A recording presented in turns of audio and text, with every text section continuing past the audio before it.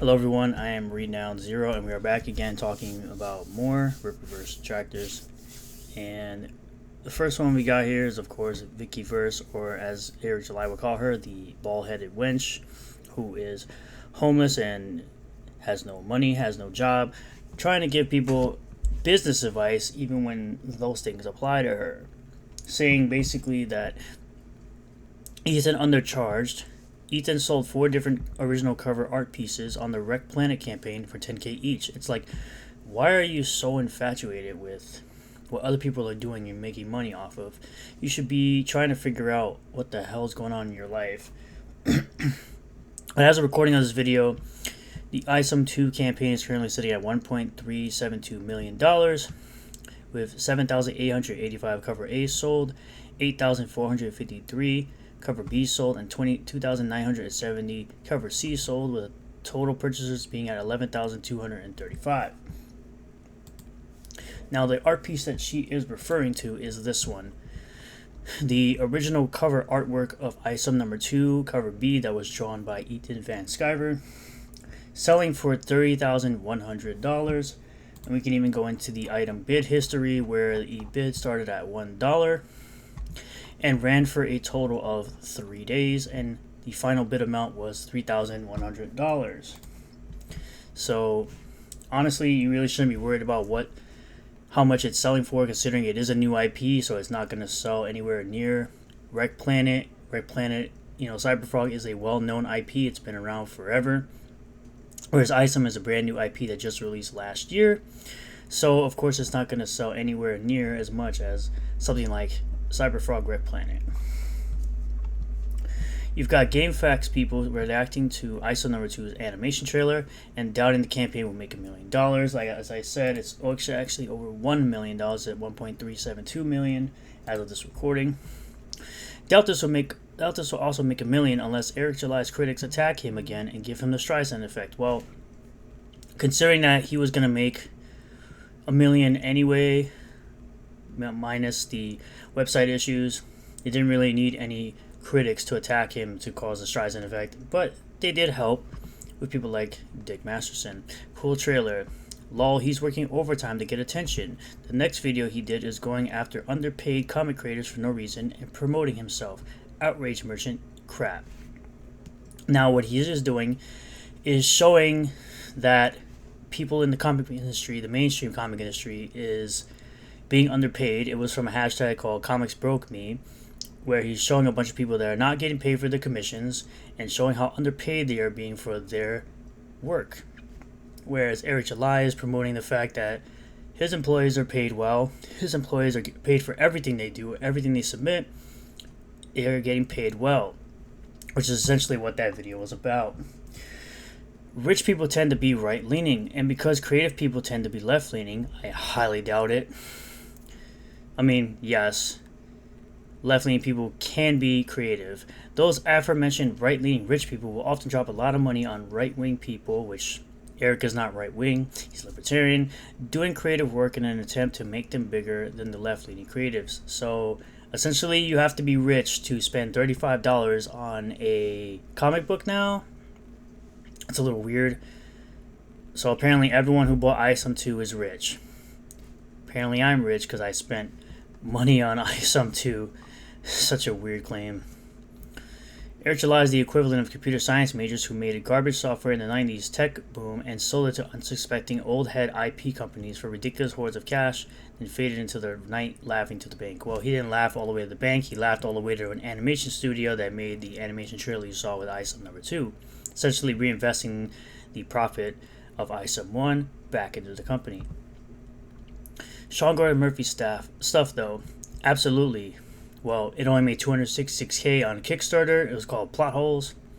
So nowhere near as much as ISOM. The thing about faking it in the creative space is that it isn't new. Folks have been doing it for centuries, but when the chips are down, the actual creatives also always shine through every single time, and the fakes take the money and F off, which is something that Eric July did not do. He reinvested the money back into the company. It's a decent grift. It's not a grift. He gave us all a product that he promised. But it never lasts. The work of actual creatives always does, and that will play out the exact same way here. July is the equivalent of CS majors who made garbage software in the 90s tech boom and sold it to unsuspecting old head IP companies for ridiculous hordes of cash and faded into the night laughing to the bank. Once July's one single selling point, his politics, is no longer relevant, he would disappear. The Rippaverse ain't going nowhere. Eric July's not going anywhere. As will this shoddy ass character he created, and dudes like SGM will still be working on their craft because that's what it is to them, a craft. My input has nothing to do with it, and your input is absolutely irrelevant.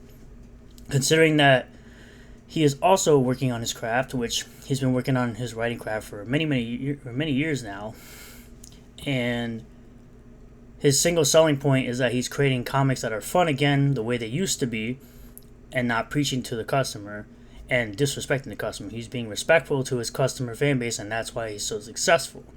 On top of the fact that he makes a great story, is making a great story. I bought the first comic, but everything Rippaverse puts out feels like filler, and I will not be paying for the second one. Well, considering that the first book is part of a 3-part arc, no, it's not filler, and it had a story in there. It had actually a great story in there. You're right about the quality control in the Rippaverse, because even he used the wrong mantle in his second campaign page as seen at 351. This typo on his campaign page tells me I will get the same quality as the first book. For whatever reason, out of all his employees, he won't get a proofreader. I guess. Mike Partyka wants a job. Talking about editing with Mike. Good dude. Make some minor criticisms of the book. Nothing serious there. Nerdhead thinks calling out lies and attacks is SJW behavior because those lies and attacks are criticism and you should accept it. And she makes this video referring to a post by Rippaverse Go Post where she's talking about stuff about the Rippaverse. And of course, which by the way is a bad sign. From Vicky again, the bald-headed wench. If EVS can get 10k from his own IP but can't get more than 3k for ISOM, a property of a much bigger audience, that's a problem, and it's not a problem for EVS. Again, why are you so concerned about what money other people are making rather than trying to figure out where you get your money from? But, of course, we also have people like this guy who says, of course, though, Eric July thinks anything with a woman or a black/brown character in the lead is bad. And then basically posts cover B, the cover by Ethan Van Sciver that has both a woman and a black character on the front. So hilarious. But we're really going to talk about Dick Masterson laughing at the Rippaverse hashtag because Andrew is essentially saying to this person that they're not affiliated with the company and why they're promoting their stuff on this hashtag is very weird. Which people in the comments here tend to do as well. I've seen stuff like this. People who think they own public threads or public tags on the internet. It's just essentially common courtesy. Why are you promoting your stuff with a hashtag that has nothing to do with your product? That's our hashtag. Of course, is .executables who got destroyed on a live stream. Was the guy who was talking about that transhumanism nonsense. You're going to need the Ripper word card in order to use our word. It's the same guy that says he's from the streets so he can use the N-word. This might be the first time I've seen someone police a hashtag. Hey, and I use Rippaverse to promote my steampunk graphic novel starring Tom Selleck made of screenshots of Blue Bloods. Just learned about this all last week because of you and it's an amazing ride. Yes, it's an amazing ride to watch Dick Masterson cry for the last 3 weeks, more than 3 weeks, about this comic book that he supposedly read. Rippaverse's straightest entry. Some reason tagging Raging Golden Eagle and Toxic Man Baby for some odd reason. The trigger in these people are so funny. The Dick Show is the best show in the Rippaverse. Corny. Help, my Phiosis is acting up. Rippaverse. It's just making a bunch of troll posts essentially with the hashtag. Such flag happy fans in the Rippaverse for a bunch of people stuck on effing Rumble. Of course, throwing verbal attacks essentially at Hora Amurata, who's a great person in Eric July's community. She's very sweet. She's very nice. I've met her in person. She's great. Sheepsidian's great. These people, she's basically saying this can be reported as spam since they're using misleading hashtags. They're doing the same with Batwoman. Guess this means y'all are really making a splash.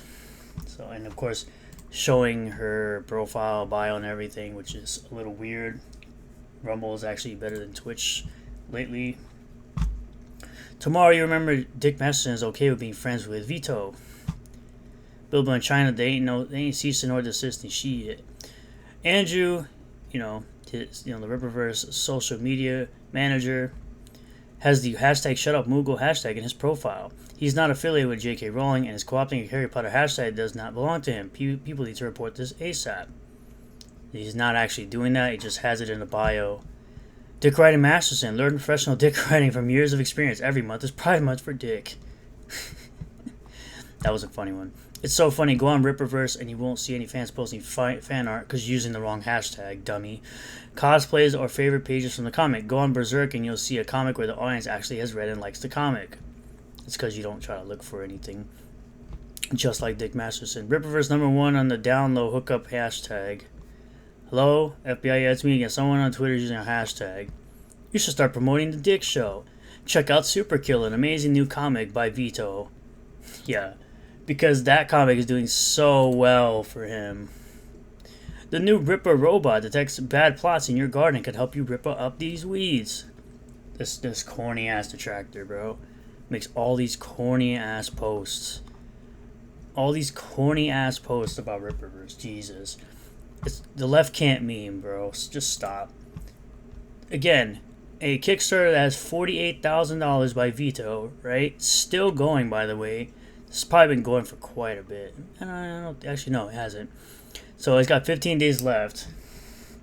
And somehow, this is what's up against ISOM.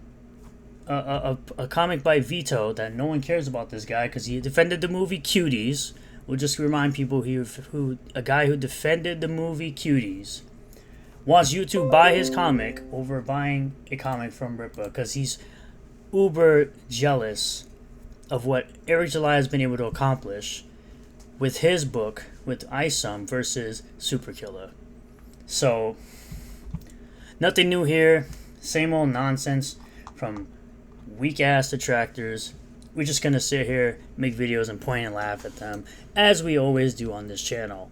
Thank you all for checking out this video. Really do appreciate all the new subscribers, returning subscribers, new viewers, returning viewers. If you do like this video, hit that like button, comment below what you feel about all this, subscribe for more content, hit the bell for notifications, set the bell to all. That way you get notifications anytime I post a new video, and I will see you all on the next one. Peace.